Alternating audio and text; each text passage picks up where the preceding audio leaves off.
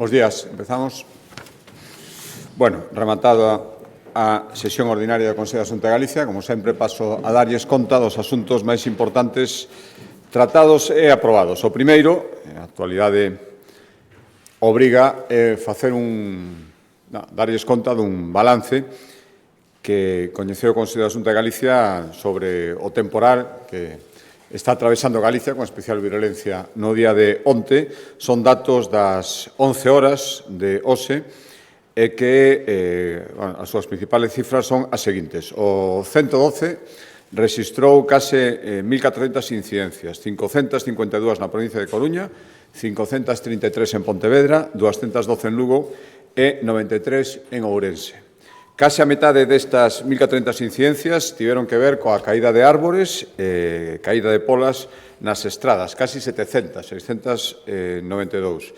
Tamén houve caída de outros obxectos na rede viaria, 61 casos, ou presencia de cableado, que caeu dos postes, en 114 casos. E houve 49 derrubamentos a causa das fortes choivas e o vento.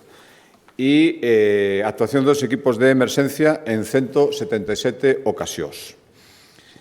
Na maioría dos casos, afortunadamente, só houve danos materiais. Hai que lamentar, eso sí, a morte dun conductor nunha saída de vía esta mañá en Bóveda. E, ademais, o 061 tivo que trasladar a dous veciños de Lalín, os que lles caeu o tellado á vivenda e que xa foron dados de alta, e a un garda civil ferido por un árbore na AP9 que permanece estable dentro da gravidade. A previsión é que hoxe vayan mellorando as condicións meteorolóxicas en terra, pero no interior de Pontevedra, no noroeste da Coruña e na Mariña, siguen en alerta amarela por fortes ventos e, polo tanto, é necesario en todo momento manter e extremar as precaucións nas zonas máis sensibles e seguir a recomendación das autoridades.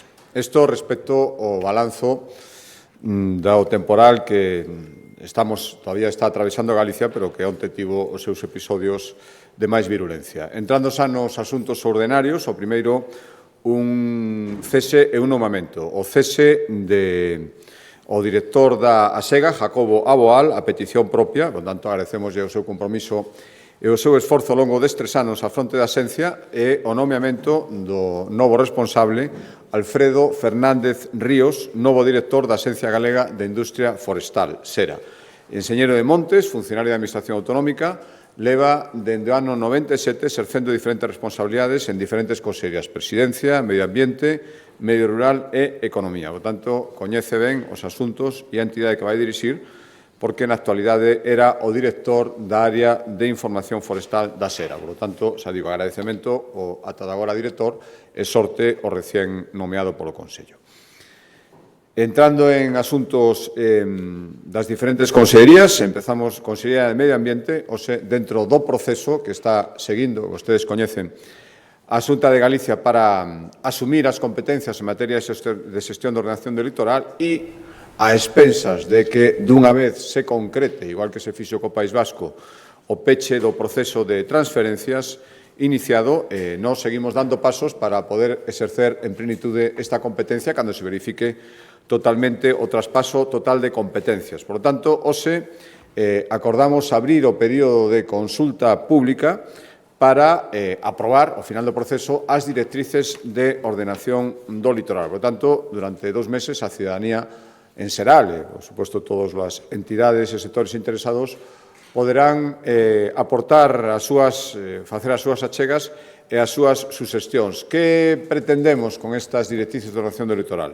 Pois, primeiro, marcar os criterios das actividades que se poden levar a cabo ou non, é dicir, unha concreción do que está establecido na lei, identificar os espacios de interese ambiental e paisaxístico que precisen dunha maior protección, é dicir, xa unha identificación sobre o terreo, establecer as condicións que deben cumprir as actividades económicas que operen no litoral, por exemplo, o sector hosteleiro, a cadea marindustria, fixar as pautas para crear unha rede de sendas no litoral, e determinar os criterios para facer novos estacionamentos, fixando as condicións dos aparcadoiros nas praias ou, por exemplo, os que poden estar destinados a autocaravanas, e determinar, dentro dos espacios públicos que se existen no litoral, aqueles que deberían ser básicamente incrementados pola razón que se establezcan nas directrices. Por lo tanto, seguimos traballando para asumir plenamente esta competencia e dentro xestións que estamos mantendo co Goberno, a semana pasada escribinlle o ministro de Política Territorial, dándolle incluso alternativas para axilizar ao máximo este proceso. Agora xa non é ninguna cuestión legal, non é unha cuestión económica, é simplemente unha cuestión de vontade política. Por lo tanto, non sería admisible en ningún caso, e máis vendo que xa está pechada esta competencia. Fixo un mes agora co País Vasco que non se fixera o mesmo para aceleralo ao máximo con Galicia. Por lo tanto, o caso é que o tempo vai pasando. Por lo tanto, quero pensar que isto xa é unha cuestión de moi poucas semanas. Calquera outra cousa sería moi difícil, máis ben imposible de entender. Seguindo en asuntos relacionados co noso litoral e co medio marítimo, un ano despois da aprobación do Plan de Cultura Marítima de Galicia, fixemos no Consello da Xunta de Galicia, fixemos un balance de como vai a súa implantación e tamén tomamos algún acordo ao respecto. Saben vostedes, que Galicia foi a primeira rexión en elaborar un plan deste tipo, en colaboración con a Universidade da Coruña, que o que busca é conservar, en primeiro lugar, e tamén difundir a cultura marítima galega. Nestes 12 meses fixemos un labor de promoción do plan entre cidadanía e tamén avanzamos en dous grandes proxectos que eran os eixos principais deste plan de cultura marítima. O primeiro, facer o inventario das chamadas áreas NAI, que son eses espazos nos que o pasado industrial, espazos marítimos, está en plena sintonía coa paisaxe, que conservan, por tanto, toda a identidade, toda a memoria que ten que ver con o noso medio marítimo. Isto levou a identificar 16 áreas, algunhas moi selleiras, por exemplo, o núcleo de Redes ou o núcleo de Rinlo, son bons exemplos destas áreas NAI. E, ao mesmo tempo, estamos levando a cabo a actualización do censo do patrimonio inmoble que está vencellado aos oficios do mar. Agora mesmo, a previsión entre o que xa está incluído neste censo, neste inventario, que se pode incorporar é que poden ser ao redor de preto de 1.300 inmobles os que podían estar neste inventario. Estamos falando de fábricas de salgadura, espazos para secar o peixe, é dicir, todos aqueles lugares onde se desenvolvía unha actividade económica vinculada ao mar. Decía que tomamos tamén acordos, ou se lle dimos o visto e prace a posta en marcha inmediata dunha ferramenta web que vai permitir facer un recorrido virtual polas áreas marítimas, polas áreas NAI, as que antes me referín. E, ademais, seguiremos actualizando ata completalo ese inventario do patrimonio inmoble marítimo, o que antes me refería, e a intención é que antes de que remate este ano este completamente elaborado, a salvo das actualizacións que haxa que ir facendo. Cambio de consellería, Consellería de Medio Ambiente, en que un dos eixos da promoción de Galicia foi dentro dese turismo verde e sostible que buscamos promocionar.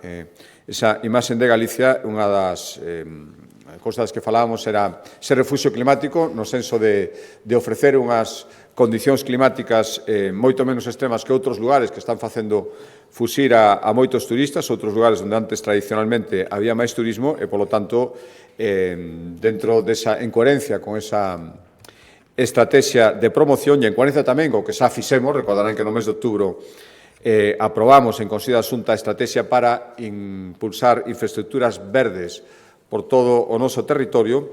O que fixemos foi lanzar unha liña de axudas, a primeira vez que se lanza, para que os concellos poidan promover infraestructuras verdes coas que mitigar os efectos do cambio climático. A dotación é de 2 millóns de euros e o que busca é favorecer a execución de proxectos que ou ben se adiquen a atenuar o chamado efecto illa de calor, é dicir, lugares localizados dentro dun término municipal onde as temperaturas son especialmente altas en determinadas épocas do ano en comparación co resto do territorio e, o medio xeito de mitigar estes efectos illa de calor é, sobre todo, plantación de árbores ou instalación de fontes, pois haberá axudas para estas finalidades.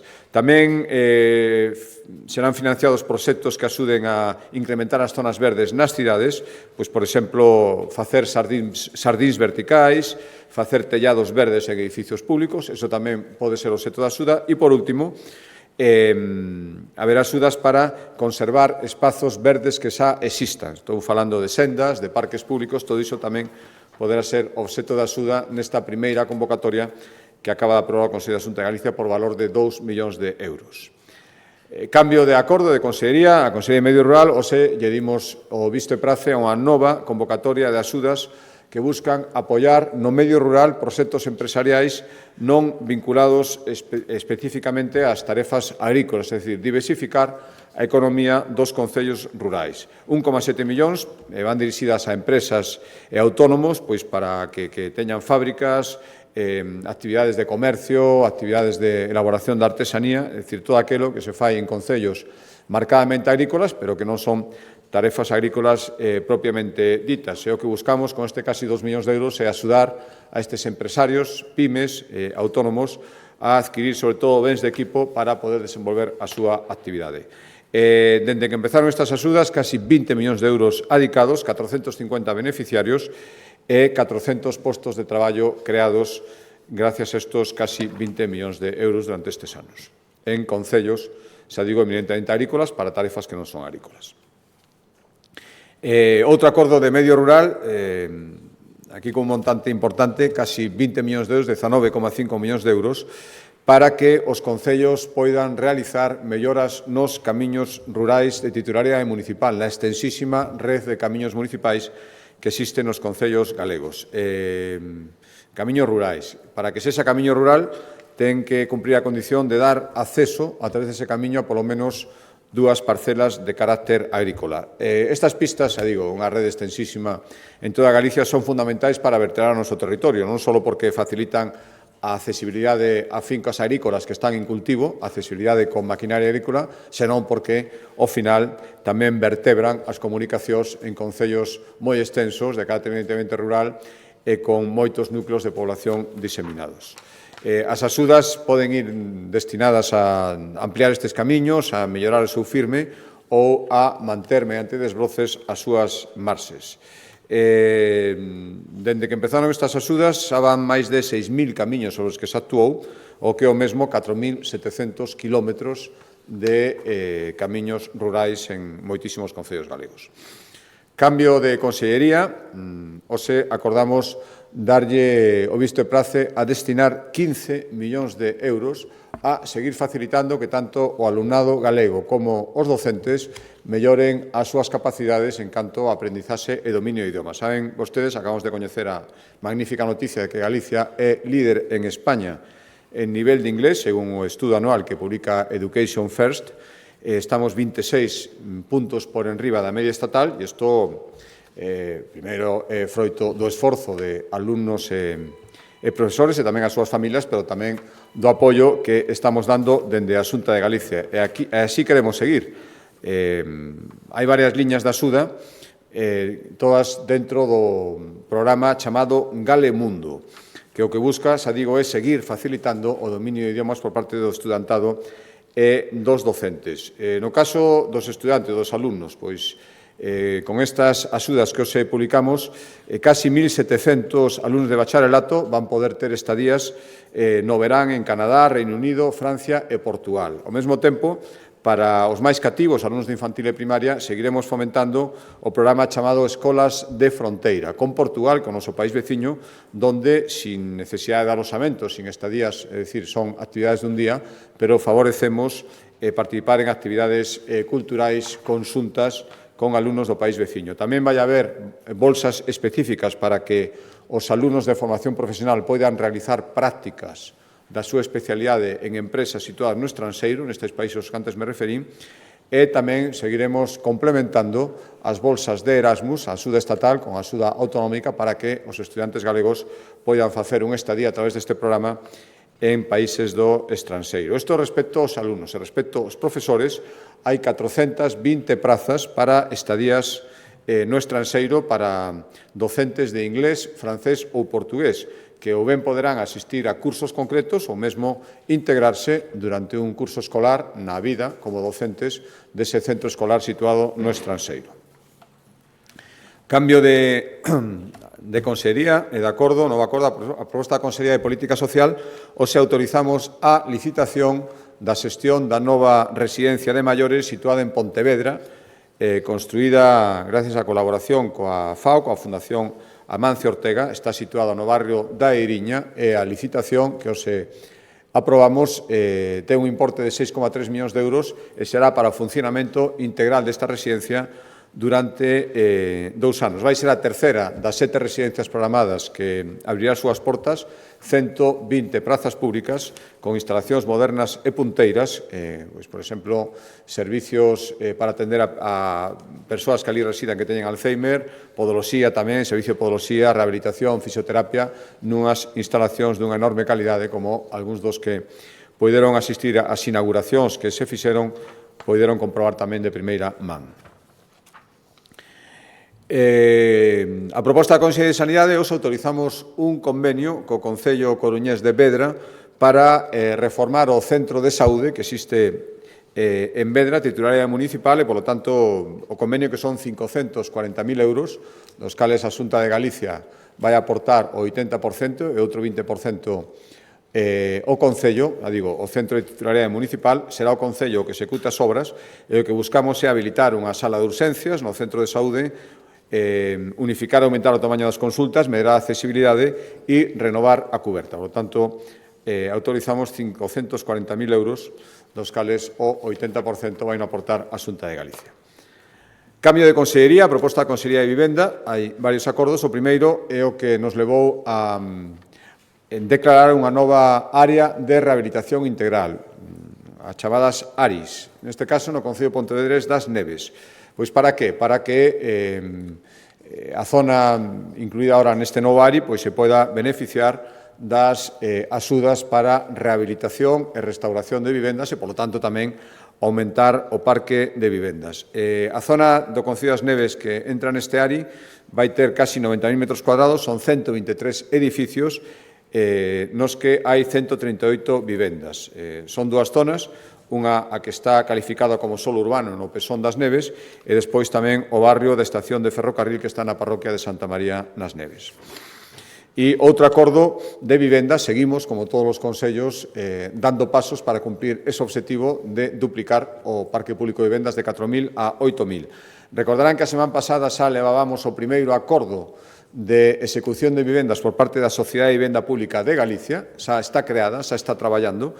O da semana pasada era, se recordo ben, en Lugo, na zona de Garabolos, e agora traemos outro acordo para a execución de vivendas a través desta sociedade no barrio de Sampaio de Navia, que, como saben, é onde se concentra, xunto coa zona de Susán, as grandes o gran número de vivendas, unha parte moi importante desas 4.000 vivendas que queremos construir neste 4 anos. En Navia van ser concretamente 1.600 vivendas. Destas 1.600, o acordo de hoxe afecta a 55. O que autorizamos foi que a Sociedade Pública de Vivenda de Galicia encargue xa o proxecto para construir estas 55 vivendas de promoción pública no polígono 2 do barrio de Sampaio de Navia en Vigo. Con este acordo, desas 1.600 que temos que construir durante estes 4 anos no barrio de Navia, 755 xa están en marcha en diferentes fases de execución. Algúnas xa empezando a construirse ou a piques de empezar a facelo. O investimento xa son 111 millóns de euros. Cambio de Consellería, Consellería de Emprego, un acordo que se enmarca dentro da estrategia Galicia Retorna. Saben que está na súa segunda edición, a súa segunda fase, logo de pechar con moito éxito a primeira. As cifras, por repetir algunhas cifras xa coñecidas, gracias en parte a esta estrategia Retorna, Galicia no ano 2023 de novo pechou cun saldo migratorio positivo por terceiro ano consecutivo, e ademais cun récord de migrantes retornados, casi 8.500. Bueno, pois dentro desta estrategia Retorna, que na segunda fase busca que volvan 30.000 galegos que ahora están no exterior, hoxe acordamos unha estrategia moi amplia, ata 450 millóns de euros, destinar algo máis de 1 millón de euros a unha nova edición das axudas para apoiar aqueles retornados que queiran emprender unha actividade empresarial en Galicia. Son axudas entre 6.000 e 10.000 euros, sobre todo para os primeiros gastos da posta en marcha destes negocios, e dende que pusemos en marcha esta liña de axudas, destinamos casi 5,5 millóns de euros e beneficiáronse 810 persoas en 200 concellos galegos, casi o 80% deses negocios a día de hoxe non é que sigan en funcionamento, e que moitos deles ampliaron a súa dimensión inicial e, polo tanto, crearon máis emprego.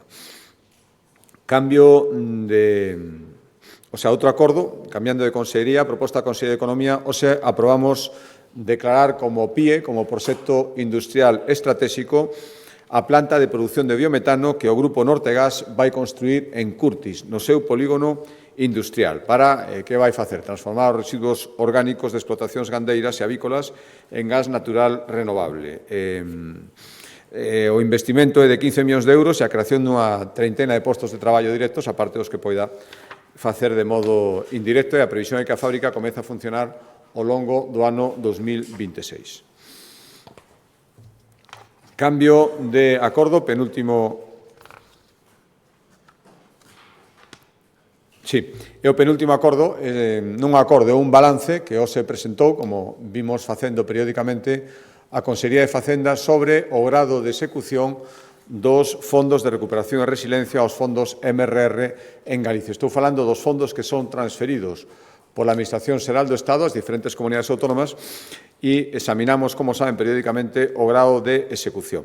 O Goberno Central acaba de comunicarnos que Galicia vai recibir 200 millóns de euros adicionais, polo tanto, en total, a nosa comunidade tería recibido, cando recibamos este 200 millóns, unha parte se está transferida, 100, faltan os outros 100, o total sería 1.745 millóns de euros os que Galicia recibiría directamente dos fondos MRR. Pois ben, deste total, incluindo xa digo, ainda non están transferidos na súa totalidade os últimos 200, pero incluindo a cifra total, 1.745 millóns, a día de hoxe xa están adxudicados, é dicir, xa os recibiron os seus destinatarios, que son persoas físicas 53.000, 5.000 empresas ou concellos.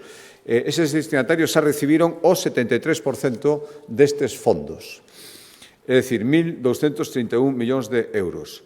Estos xa adxudicados, convocados xa, están algo máis do 85%. Por lo tanto, o nivel de execución é moi notable, sobre todo se facemos comparacións. O propio Goberno Central estableceu de xeito oficial que Galicia é a segunda comunidade, despois do País Vasco, con maior taxa de resolución dos fondos MRR, 18,3 puntos por enriba da media do resto de comunidades autónomas. Por tanto, este é o noso balanzo, endo hai o dato, como suele dicir, mata relato, e tendo en conta que os PERTES industriais tan fundamentais para proxectos industriais en Galicia, a día de hoxe só están adxudicados unha terceira parte, 33%, frente ao 73% dos fondos que foron destinados a Galicia. E último acordo, que explicará máis polo miúdo o conselleiro, se refire a posta en marcha unha nova iniciativa que está relacionada íntimamente con facilitar o acceso da xente nova á vivenda. Estou falando do chamado bono Emancípate. Ademais de outras medidas dirixidas a fomentar e facilitar o acceso á vivenda da xente máis nova, os avais, as medidas fiscais, ese 3% en ITP, as vivendas colectivas, poñemos en marcha por primeira vez de xeito pioneiro esta axuda por 2 millóns de euros que vai dirixida a botar unha man neses primeiros gastos que van unidos ao que é o propio precio de adquisición dunha vivenda. Estou falando de compra inmobiliario, electrodomésticos, gastos de mudanza ou de xestoría. As axudas van ir entre 1.500 e 3.000, dependendo se aluguer ou venta, e o prazo para solicitar este bono arrancará de xeito inmediato. Pero para dar máis detalles, dou a palabra ao conselleiro.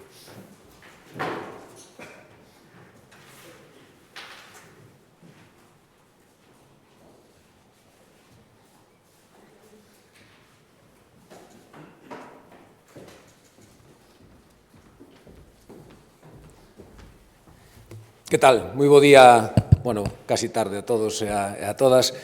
Como ben explicaba o presidente, hoxe un dos acordos relevantes que levamos a este Consello da Xunta é a aprobación deste bono Emancípate, un bono que está deseñado, como decíamos antes, para apoiar a entrada dos xóvenes neste mercado da vivenda. Eu creo que para poñer en situación este acordo, mellor está ben refrescar algunha serie de datos, por exemplo, do Observatorio de Emancipación do Consello da Xuventude de España, onde se fala que o porcentaxe de emancipación dos xóvenes entre 16 e 29 anos no noso país é do 17%, cando na Unión Europea se sitúa por riba do 32%. Ou datos do incremento medio dos alugueres producidos nestes últimos anos que, según as fontes que se consulten, ese incremento se sitúa entre o 12 e o 14% do incremento dos alugueres neste último ano 2024. Ademais, creo que é importante destacar que un dos principais problemas deste país, do noso país, según datos do CIS, é que pasa a ser nos últimos 5 anos, dende o ano 2020 ao ano 2025, de ser o problema número 18 a ser o primeiro problema da sociedade española as complicacións, as dificultades para o acceso a esa primeira vivenda. Por lo tanto, creo que a Xunta de Galicia, tendo en conta esa sensibilidade e esa realidade, leva anos traballando nas políticas para incentivar o acceso a esa vivenda, o apuntaba o presidente, esas vivendas colaborativas que traballamos en coordinación e en colaboración dende a Consellería de Cultura, Lingua e Xuventude coa Consellería de Vivenda, ou tamén esa rebaixa no imposto de transmisións patrimoniais, que creo que son estímulos importantes para conseguir beneficiar ou axudar aos nosos xóvenes a acceder á primeira vivenda. Pero non son suficientes, entendemos que temos que seguir traballando en esa liña. Pois dende a Consellería, a Xunta de Galicia, diseñamos unha nova estrategia de apoio á emancipación, como decía antes, cunha colaboración estreita con todas as partes da Xunta de Galicia, as consellerías, pero especialmente con política social, con emprego, con educación e con vivenda. Entendemos que era necesario poñer en marcha unha liña que permita resolver de forma directa esta problemática que ten a xuventude e, sobre todo, tamén derivada dos distintos foros, encontros que fixemos cos propios xóvenes no territorio. Estes mecanismos, como decía antes, ademais de ser transversais, deben de ser compatibles co resto das axudas, que as que xa mencionei fai un momento, e tamén co resto das axudas que ten en marcha a Xunta e que, desde logo, están facendo que o Consello da Xunta, semana tras semana, leve proxectos de desarrollo de novas vivendas de promoción pública. Como decía, de todo este debate, de todos estes foros de diálogo coa xente máis nova, decidimos crear esta medida pioneira a nivel nacional, somos a primeira comunidade autónoma que poñemos en marcha, será este bono Emancípate, que estará dirixido para xóvenes entre 18 e 35 anos que asuman para poder asumir os seus gastos de emancipación. O importe total destas axudas, como ben avanzou o presidente, son 2 millóns de euros. A cantidade que se pode solicitar vai a ser entre 1.500 euros para vivendas en alugueiro ou 3.000 euros para vivendas en compraventa. O formato no que se vai a realizar estas axudas vai ser a través dunha tarxeta moedeiro virtual. Estamos xa coa licitación da entidade financiera que nos vai acompañar para diseñar esta figura, esta fórmula de poder facer chegar esos recursos, esa subvención a todo e cada un dos solicitantes.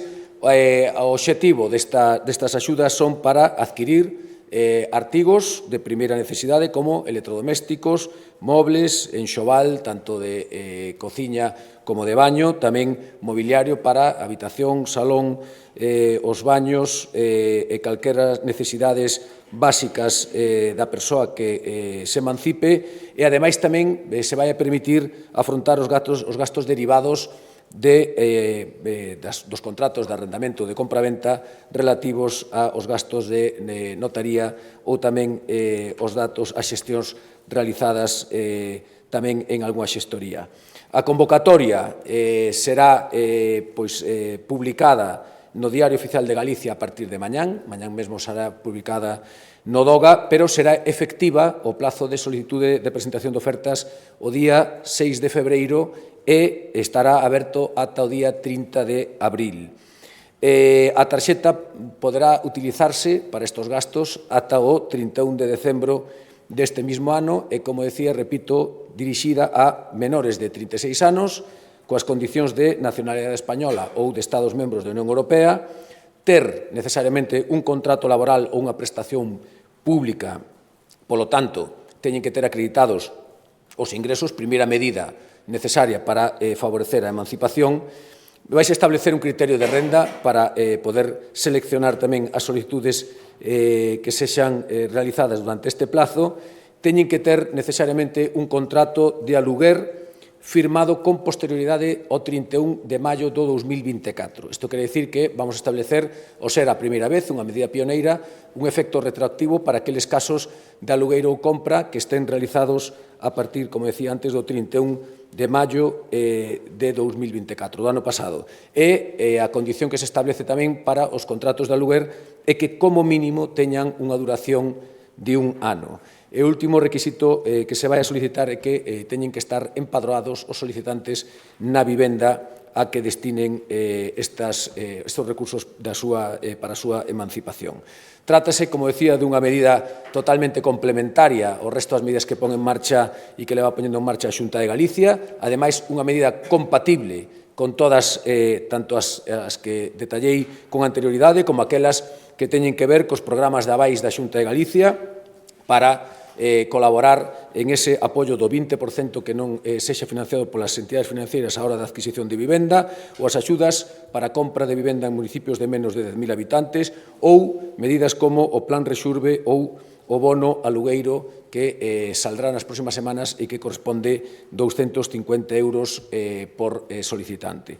En resumo, creo que se trata de un compromiso máis, unha liña estratégica máis da Xunta de Galicia para seguir mantendo ese firme compromiso coa mocidade para resolver unha ou a maior das súas preocupacións que o acceso á súa vivenda e, polo tanto, a posibilidade de emanciparse.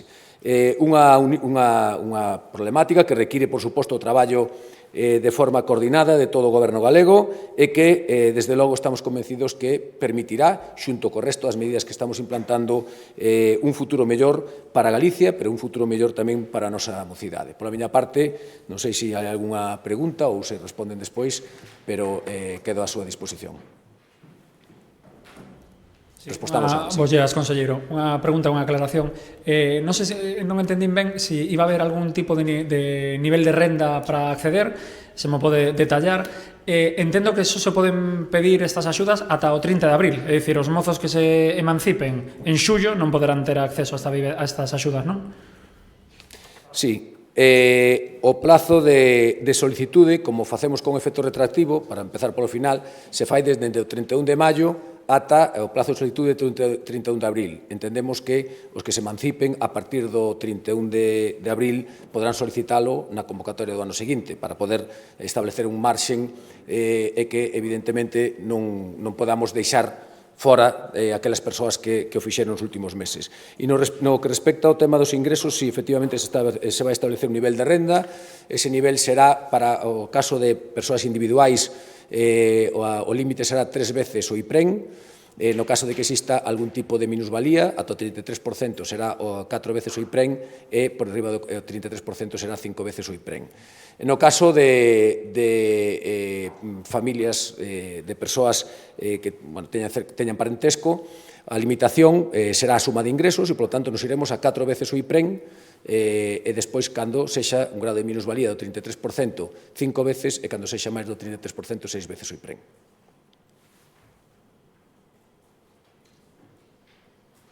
Moi ben.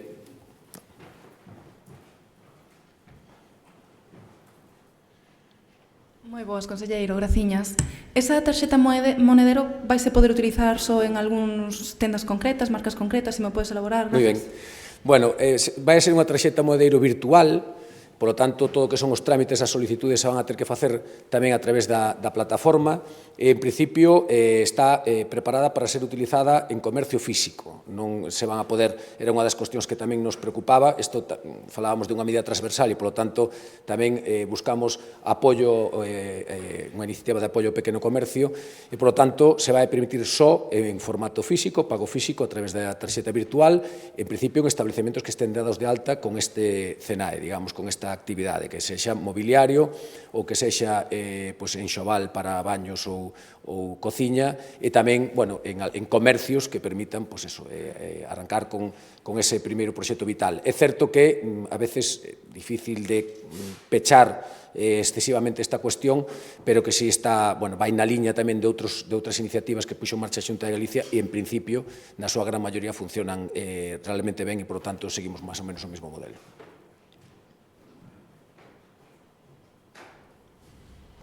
Si, unha puntualización a este respecto. Os comercios terán que darse de alta no programa, entón, entendo. Non hai unha solicitude previa de alta, simplemente evidentemente os comercios ao ter un sistema de cobro que é o TPV teñen un sistema dado de alta nas entidades financeiras e serán aqueles que estén dados de alta nos servicios que se van a recoller ou que se pretenden recoller en esta orden. Por tanto, serán aqueles que estén, digamos, activado para venta de, por exemplo, de mobiliario, mobles de salón, mobles de cuarto de habitación, de cociña, de baño, de venta de electrodomésticos, de artigos de decoración, enxoval de cociña ou baño, textil do fogar, ou tamén, unha novidade que entendemos que tamén axuda a ese primeiro paso, son os gastos de mudanza, os gastos de xestoría e notaría, tamén se poderían facer frente ao pago con esa tarxeta virtual. Tedes unha estimación de cantos mozos pode chegar a isto? Bueno, depende das solicitudes que sexan en formato compra ou en formato aluguer. Estamos falando de que en teoría serían en torno a 1.500 euros para aluguer. Tampouco necesariamente teñen que agotarse esos fondos e, por tanto, non temos datos de cantos poden ser, pero estaríamos falando de en torno a 1 milleiro de persoas que se emanciparan nestes últimos anos, dende o 31 de maio do ano pasado ata o 30 de abril deste ano. Xa digo, como esta é unha medida, por suposto, unha medida implantada que estou convencido que vai a funcionar e, ademais, o retorno xa desde que se anunciou a posta en marcha foi moi positivo, pois entendemos que é unha medida que con vocación de permanencia e, por lo tanto, pretendemos que poidan que non exista un vacío e todos os xóvenes que se emancipen nos próximos anos poden ter acceso a este tipo de axudas. Moi ben, moitísimas gracias.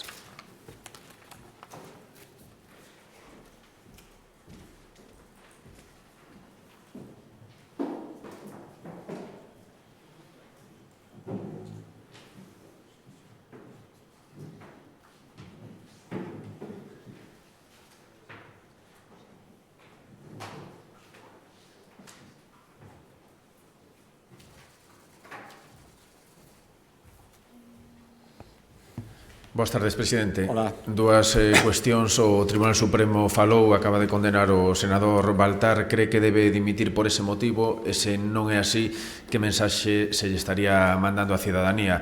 E por outra banda, sobre o decreto ómnibus, non é contradictorio que os populares non o apoiasen no Congreso e que se poñan a recoller firmas para sacar adiante as medidas que contemplaba? Gracias. Respecto a pregunta, sí, bueno, acabo de coñecelo por medios de comunicación, que xa hai unha sentencia do Supremo e me engano, un ano de retirada de carné e unha multa pecuniaria. Bueno, eu quero simplemente recordar todo o que se comentou sobre este tema, o que se dixo que podían consistir as penas e, ao final, o que é a sentencia. Por tanto, que corresponde ao señor Baltar é cumplir esa sentencia como a calquera persoa que se somete a acción da xustiza, e a mensaxe é que quen comete unha acción punible e se somete a un xuicio cando ten unha pena ten que cumplila sin ninguna dúbida. Creo que esa é a mensaxe á sociedade. Pero cree que ten que deixar o cargo de senador? A miña intención non é pedirlle que deixe o cargo de senador. Boa tarde, presidente, para afondar neste o do ómnibus, non? Sí, a segunda, perdón, sí. Bueno, pero creo que aquí estamos falando. Mire, xa neste tema do decreto ómnibus non sei se que é peor ou que o goberno intentara colar moitas medidas nun solo decreto e, polo tanto, algunhas que non teñen discusión e outras que son moi discutibles, facendo unha especie de ou tomas todo ou non tes nada. Non sei se é peor eso ou pensar que a xente é parva e que vai pensar que a culpa de que non se aproben estas medidas resulta que ten a a oposición, non o Goberno que decidiu plantexalo así.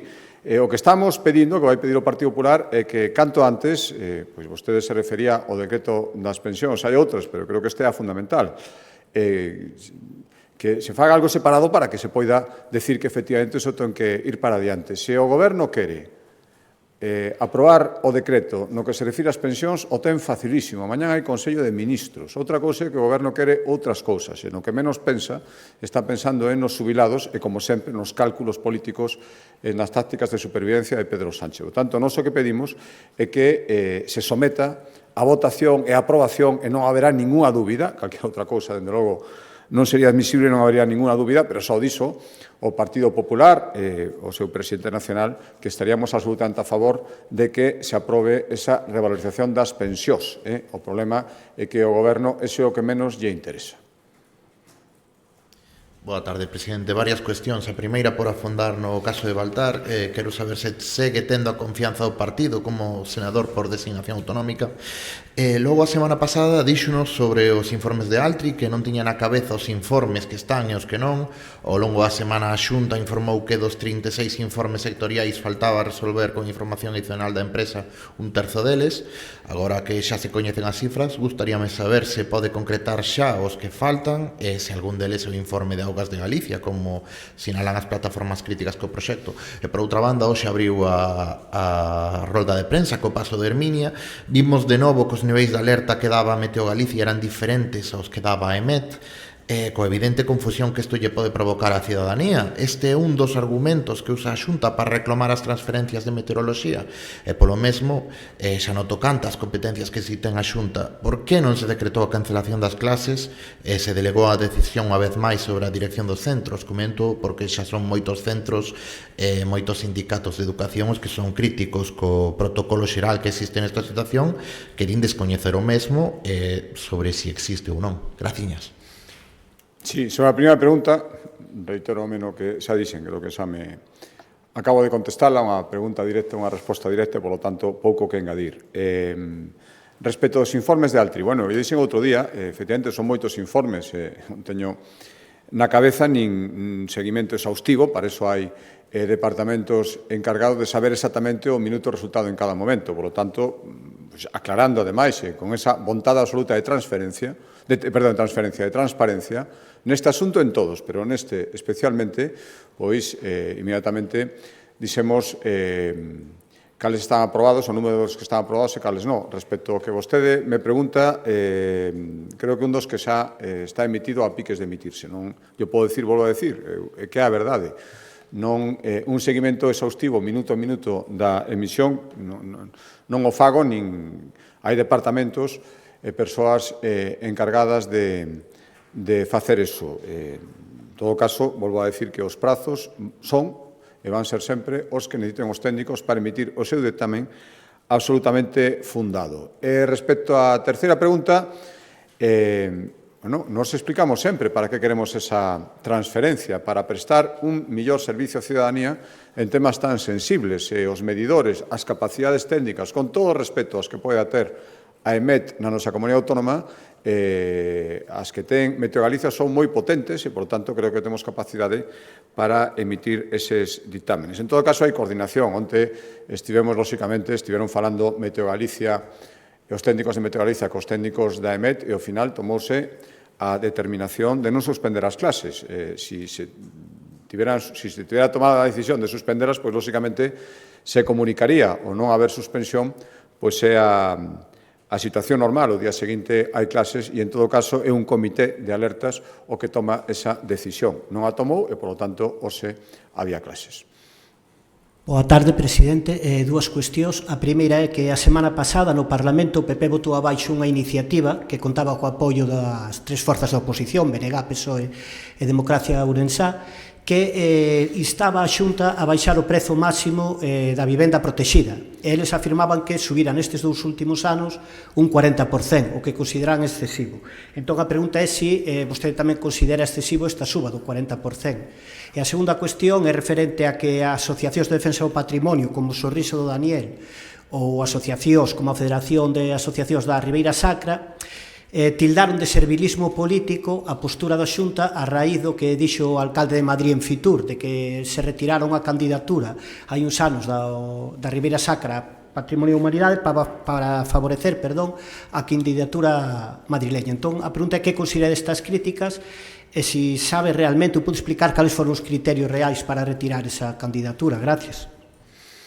Sí, mire, nos claro que nos preocupa o precio da vivenda de promoción pública e a de protección autonómica. Non sei se vostede se está referindo exactamente a segunda. Por iso o que facemos é actuar. Eu teño dito moitas veces que hai dúas maneiras de encarar o gravísimo problema da vivenda, que é teorizar, facer anuncios que nunca se cumpren ou executar, consello a consello, que é o que estamos facendo nós. Por lo tanto, hai que ser o máis directo e inexcusable construir a vivenda que se pode facer directamente na Xunta de Galicia e favorecer no máximo a colaboración público-privada para que haxa máis vivendas e a precios máis asequibles. Recordarán que unha das últimas medidas veo a Consello, creo que foi un par de semanas, subir os umbrais para que máis persoas se poidan beneficiar cun nivel de ingresos algo maior, pero, dende logo, moi por debaixo do que unha vivenda a precio libre mesmo no mercado, que poideran acceder a este tipo de vivendas. Por lo tanto, creo que este tipo de medidas